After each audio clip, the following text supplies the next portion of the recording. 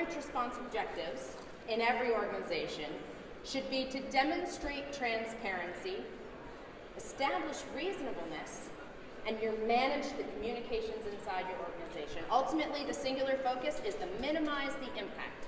Okay, so we know that cyber liability insurance is going to cover you for some portion of your losses, but some of the other portions that they're not covering you for is how long is your outage that you're going to endure? How much lost business will you have? So we've got to shrink that time. Like we often talk about mean time to detection, and yesterday I was talking to someone and said, well no, the new metric everyone's looking at is what's your mean time to apology. Let's shrink your mean time to apology metrics, because that's where you're going to save money and that's where you're going to close the gap between the average cost of a breach and what your cyber liability insurance is willing to pay for. So we're going to start with transparency. Yesterday I was on a panel and I told the audience, I said, don't go it alone. Here's the thing, we've got negative unemployment in our industry. We've got folks whose job it is to run, sustain, operationalize, and defend the organization, but their primary job is not forensics on a day-to-day basis.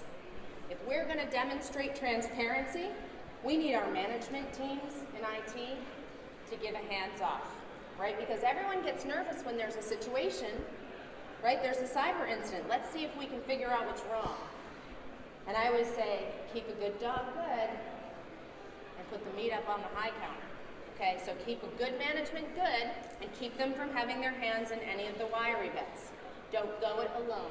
Find your forensic provider now, establish the relationship now, and build up that rapport with them and test your incident response procedures so that when you get into that situation, you're not trying to negotiate an MSA when minutes count, right? Shrinking mean time to apology.